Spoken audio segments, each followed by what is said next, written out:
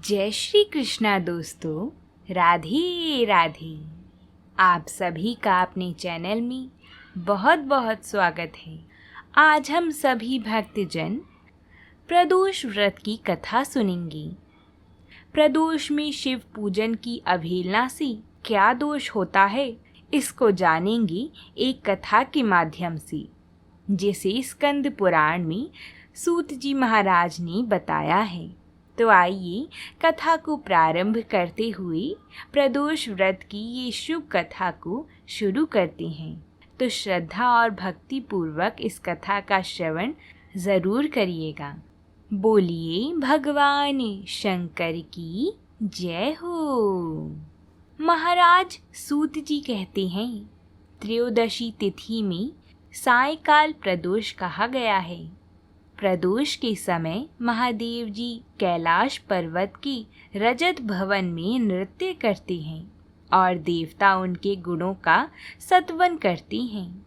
अंततः धर्म, अर्थ, काम और मोक्ष की इच्छा रखने वाले पुरुषों को प्रदोष में नियम पूर्वक भगवान शिव जी की पूजा, कथा और उनका गुणगान करना चाहिए। भगवान शिव जी की पूजा करने से मनुष्य दरिद्रता, मृत्यु, दुख और पर्वत के समान भारी ऋण को शीघ्र ही दूर करके संपत्तियों से पूजित होता है। आओ मैं तुम्हें एक कथा सुनाता हूँ। विदर्भ देश में सत्यरथ नाम से प्रसिद्ध एक राजा राज्य करते थे, जो सब धर्मों में तत्पर और सुशील थे। धर्म पूर्वक पृथ्वी का पालन करते हुए बहुत सा समय उन्होंने सुखपूर्वक बिताया। उसके कुछ समय बाद शाल्व देश के राजाओं ने विदर्भ नगर पर आक्रमण करके उसे चारों ओर से घेर लिया। अपनी नगरी को शत्रुओं से घिरी हुई देखकर विदर्भ राज विशाल सेना साथ लेकर युद्ध के लिए आई, परंतु शाल्व देशीय क्षत्रियों के साथ राजा का अत्यंत भयंकर युद्ध हुआ। शाल्वों की बहुत बड़ी सेना मारी गई, परंतु अंत में विदर्भ राज भी उनके हाथों से मारे गए। मंत्रियों सहित उस महारथी राजा के मारे जाने पर उसके सभी सैनिक भाग खड़े हुए। उस समय विदर्भ राज सत्यरथ की एक पतिव्रता स्त्री अत्यंत शोक में पड़कर रात के समय राजभवन से निकलकर किसी दूसरे राज्य में भाग गईं। वह गर्भवती थीं। वह धीरे धीरे चलकर सवेरे तक बहुत दूर तक आ गई थीं। तब उन्होंने एक सुंदर तालाब देखा और वह उसके किनारे एक छायादार वृक्ष के नीचे बैठ गईं। भाग्यवश उसी निर्जन स्थान में वृक्ष के नीचे पतिव्रता रानी ने उत्तम गुणों से युक्त एक पुत्र को जन्म दिया। तत्पश्चात अत्यंत प्यास से व्याकुल होकर वह सुंदर अंगों वाली रानी जलाशय में उतरी। इतने में ही एक बड़े भारी ग्राह ने आकर उन्हें अपना ग्रास बना लिया। वह बालक पैदा होते ही माता पिता से हीन हो गया और भूख प्यास से पीड़ित होकर उस सरोवर के किनारे जोर जोर से रोने लगा। वह नवजात शिशु जब इस प्रकार रो रहा था, उसी समय भाग्यवश वहाँ एक श्रेष्ठ ब्राह्मणी आ पहुँची। वह भी अपने 1 वर्ष के बालक को गोद में लिए हुए आई थी। ब्राह्मणी निर्धन और विधवा थी। घर घर भिक्षा मांगकर अपना जीवन यापन करती थी। उसका नाम उमा था। उसी सती साध्वी ब्राह्मणी ने उस राजकुमार को देखा और सोचा, अहो, यह तो बड़ी आश्चर्य की बात है कि यह नवजात शिशु, जिसकी नाल भी अभी तक नहीं कटी है, वह जमीन पर ऐसे पड़ा हुआ है। इसकी माता कहाँ चली गई हैं? इधर ना ही और कोई दिख रहा है। ये बालक बहुत ही छोटा है, मैं इसको अपने साथ कैसे ले जा सकती हूँ? वह पतिव्रता ब्राह्मणी जब इस प्रकार कह रही थी, उसी समय कोई सन्यासी महात्मा वहाँ आ गई। वह ऐसे जान पड़ते थे मानो साक्षात शंकर भगवान ही हों। उन श्रेष्ठ भिक्षु ने उस स्त्री से कहा, ब्राह्मणी, खेद ना करो, हृदय की संशय वृत्ति दूर करो, इस बालक की रक्षा करो, इससे तुम्हें शीघ्र ही परम कल्याण की प्राप्ति होगी। इतना कहकर वे दयालु भिक्षु तुरंत वहां से चले गए। उनके जाने के बाद ब्राह्मणी ने विश्वास पूर्वक उस बालक को लेकर अपने घर की ओर प्रस्थान किया। उस राजकुमार का ब्राह्मणी ने अपने बेटे के समान ही पालन पोषण किया। वह भिक्षा के अन्न से ही अपने पुत्र और राजकुमार को भी पालने लगी। ब्राह्मणों ने ब्राह्मणी के दोनों पुत्रों का संस्कार किया। वह दोनों बालक दिन दिन बढ़ते गए। अब वह दोनों बालक एक साथ होकर नियमों का पालन करने लगी। दोनों पुत्र माता के साथ प्रतिदिन भिक्षा के लिए जाते थे। एक दिन वह ब्राह्मणी उन दोनों बालकों के साथ भिक्षा मांगती हुई देवयोग से देव मंदिर में गई। वहाँ बड़े बूढ़े ऋषि मुनि रहा करते थे। उन दोनों बालकों को देखकर परम बुद्धिमान शांडिल्य नामक मुनि ने कहा, अहो, देव का बल बड़ा विचित्र है। कर्मों का उल्लंघन करना किसी भी जीव के लिए अत्यंत कठिन है। देखो ना, यह बालक दूसरी माता की शरण लेकर भिक्षा से जीवन निर्वाह करता है।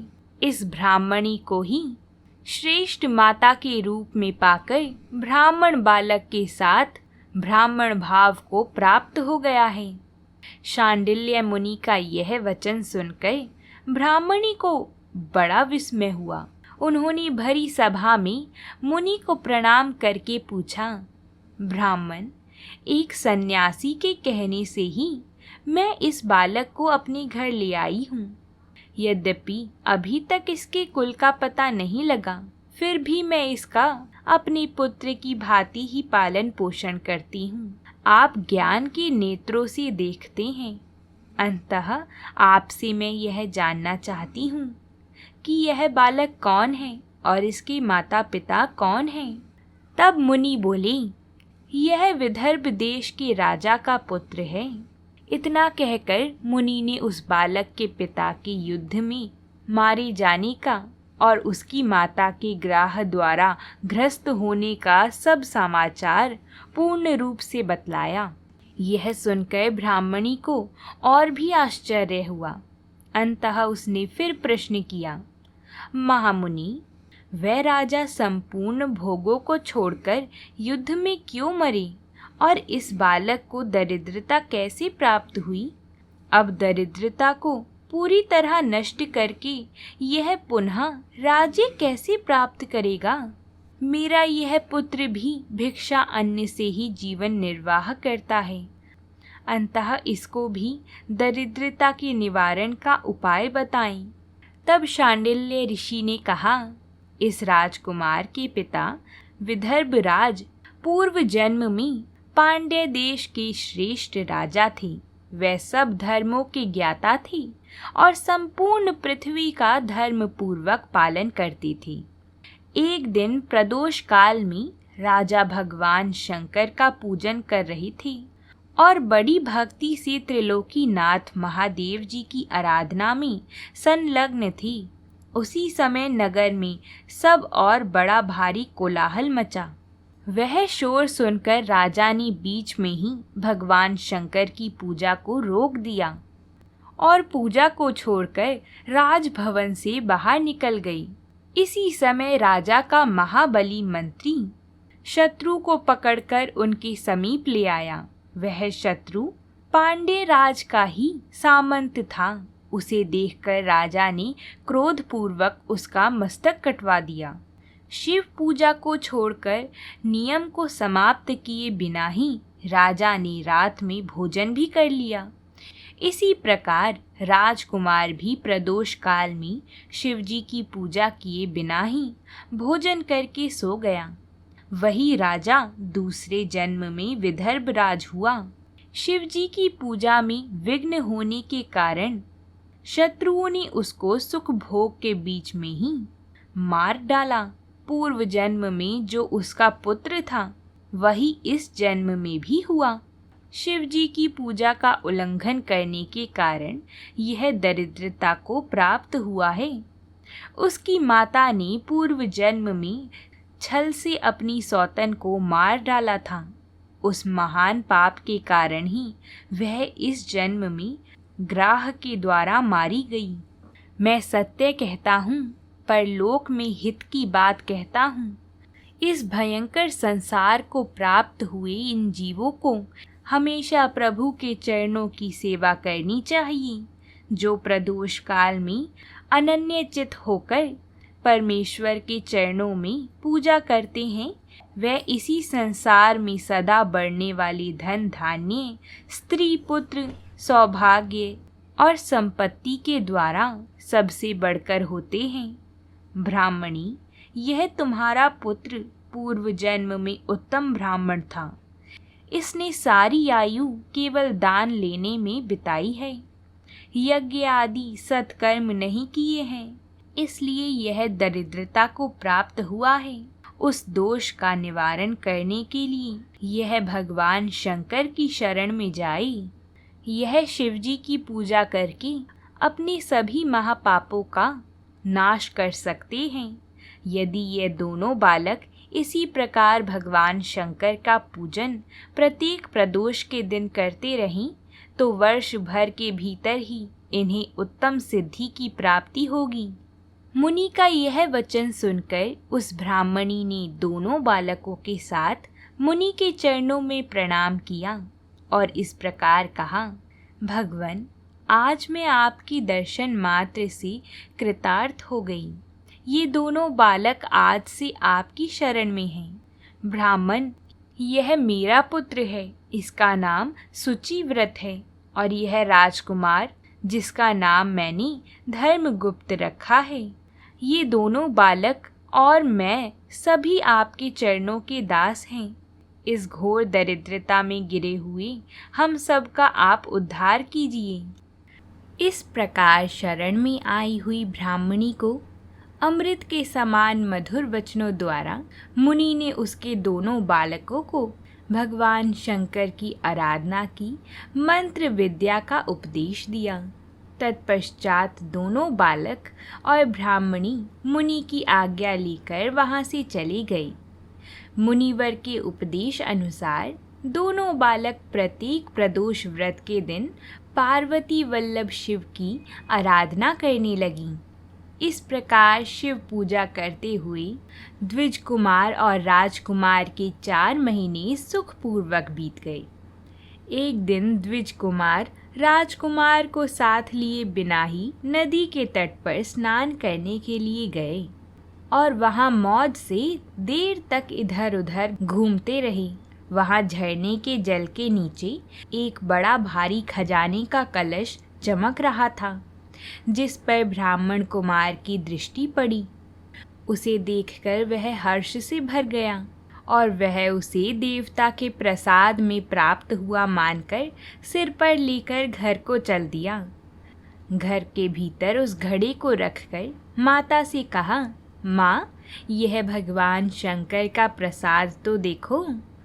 उन्होंने दया करके घड़े के रूप में यह खजाना दिया है। तब उस पतिव्रता ब्राह्मणी ने राजकुमार को भी बुलाकर कहा, पुत्रो, इस खजाने के घड़े को तुम दोनों आपस में बराबर बांट लो। माता की बात को सुनकर ब्राह्मण के पुत्र को प्रसन्नता हुई, किंतु राजपुत्र ने उससे कहा, माँ, यह तुम्हारे ही पुत्र के पुण्य से प्राप्त हुआ है। अंततः मैं इस खजाने को बांटकर लेना नहीं चाहता। अपने पुण्य से प्राप्त हुए खजाने का ये स्वयं ही उपभोग करें। भगवान शंकर मुझ पर भी कृपा करेंगे। इस प्रकार प्रसन्नता पूर्वक भगवान शंकर की पूजा करते हुए उन दोनों राजकुमार का उसी घर में 1 वर्ष बीत गया। एक दिन राजकुमार उस ब्राह्मण कुमार के साथ वसंत ऋतु में वन में भ्रमण करने के लिए गया। कुछ दूर जाने पर उन्होंने सैकड़ों गंधर्व कन्याओं को परस्पर खेलते हुए देखा। उन्हें देखकर ब्राह्मण कुमार ने दूर से ही राजकुमार से कहा, भाई, यहाँ से आगे जाना उचित नहीं है, क्योंकि उधर स्त्रियां विहार कर रही हैं। ये पुरुषों को अपनी दृष्टि मात्र से मोहित कर लेती हैं। इसलिए अपने धर्म में तत्पर ब्रह्मचारी कभी स्त्रियों के समीप जाकर उनके साथ वार्तालाप ना करे। ऐसा कहकर ब्राह्मण कुमार लौट पड़ा और दूर जाकर खड़ा हो गया।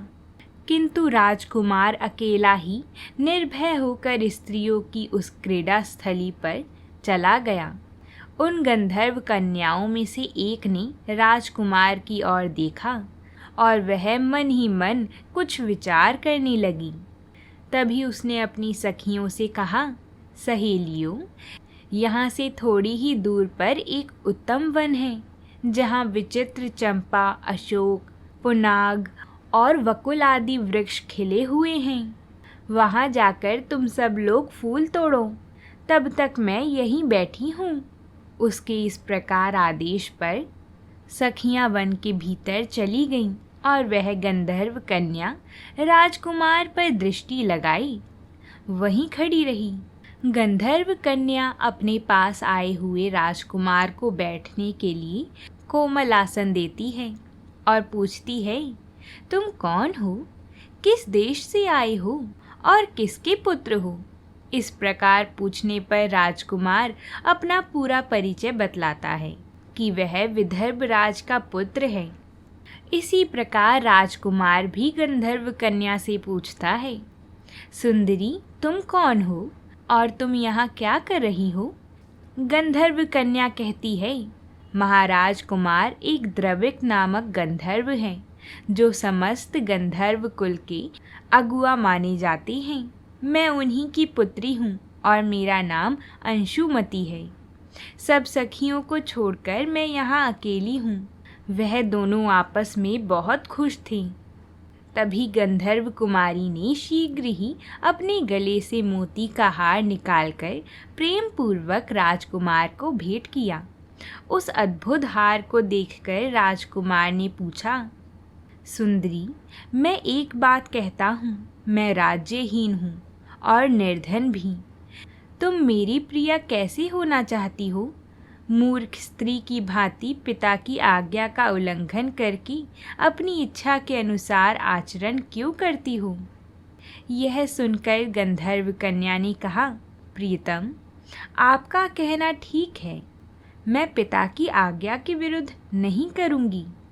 आप इस समय घर को पधारें और परसों प्रातःकाल पुनः यहाँ दर्शन दें। आपसे कुछ हमारा कार्य है। इतना कहकर गंधर्व कन्या अपनी सखियों के साथ वहाँ से चली गई और राजकुमार भी हर्षपूर्वक ब्राह्मण कुमार के समीप लौट आया। उसने द्विज पुत्र से सब बातें बताईं और उसके साथ घर को प्रस्थान किया। वहाँ ब्राह्मणी को भी यह शुभ समाचार सुनाकर राजकुमार ने प्रसन्न किया। पूर्व निश्चित समय पर राजकुमार फिर उसी स्थान पर पहुँचे। गंधर्व राज और उनकी कन्या दोनों उपस्थित थे।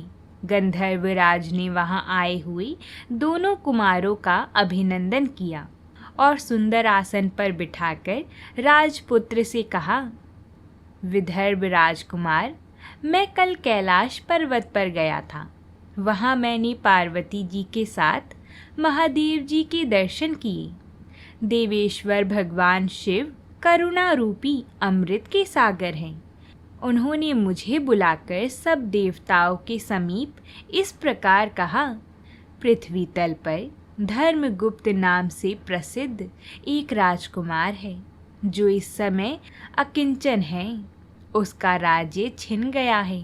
शत्रुओं ने उसके देश को अपने अधिकार में कर लिया है। अब वह बालक अपने गुरुओं की आज्ञा से सदा मेरी आराधना में संलग्न रहता है। उसी के प्रभाव से आज उसके समस्त पितृ मेरे स्वरूप को प्राप्त हो गए हैं। गंधर्व श्रेष्ठ, तुम भी उस राजकुमार की सहायता करो। अब वह शत्रुओं को मारकर अपने राज्य सिंहासन पर आसीन हो जाएगा। महादेव जी के इस प्रकार आज्ञा पर मैं अपने घर को आया। यहाँ इस मेरी कन्या ने भी तुम्हारे लिए बहुत प्रार्थना की। यह सब परम दयालु भगवान शिव की प्रेरणा से ही हो रहा है। ऐसा समझकर मैं इस कन्या को साथ लेकर आया हूँ। मैं अपनी पुत्री अंशुमति को तुम्हें पत्नी रूप में देता हूँ और भगवान शिव की आज्ञा से शत्रुओं को मारकर तुम्हें तुम्हारे राज्य पर बिठाऊंगा। अपने उस नगर में तुम अपनी इस धर्म पत्नी के साथ 10,000 वर्षों तक मनोवांछित सुख भोग कर अंत समय में भगवान शिव के लोक में जाओगी और वहाँ भी मेरी यह कन्या तुम्हारी सेवा में रहेगी। इस प्रकार कहकर गंधर्वराज ने उसी वन में राजकुमार के साथ अपनी पुत्री का विवाह कर दिया और खूब रत्न भेंट किए। राजकुमार अपनी पत्नी के साथ पुत्री का विवाह कराकर गंधर्वराज स्वर्गलोक में चली गई। धर्मगुप्त विवाह के बाद गंधर्वों की सेना के साथ अपने नगर को गई और वहां उन्होंने शत्रु सेना का संहार करके राजधानी में प्रवेश किया। तत्पश्चात श्रेष्ठ ब्राह्मणों और मंत्रियों ने मिलकर राजकुमार का अभिषेक किया और वह रत्नमय सिंहासन पर आरूढ़ होकर अकंटक राज्य का उपभोग करने लगी। जिस ब्राह्मण पत्नी ने उनका अपने पुत्रों की भांति पालन किया था, वही उनकी माता हुई। वह द्विज कुमार ही भाई हुए और गंधर्वराज पुत्री अंशुमति महारानी के पद पर प्रतिष्ठित हुई। भगवान शंकर की आराधना करके धर्मगुप्त विदर्भ देश के राजा हो गए। इसी प्रकार दूसरे लोग भी प्रदोष व्रत के दिन गिरिजापति की आराधना करके मनोवांछित कामनाओं को प्राप्त कर लेते हैं और अंत समय पर परम गति को प्राप्त होते हैं। सूत जी कहते हैं, जो प्रदोष व्रत के परम अद्भुत पुण्यमय महात्म्य को उस व्रत के दिन शिव पूजन के पश्चात एकाग्रचित होकर सुनता अथवा पढ़ता है, उसे 100 जन्मों तक कभी दरिद्रता नहीं होती और अंत में वह ज्ञान के ऐश्वर्य से युक्त होकर भगवान शंकर की परम धाम को प्राप्त होता है। तो बोलिए भगवान शंकर की जय हो।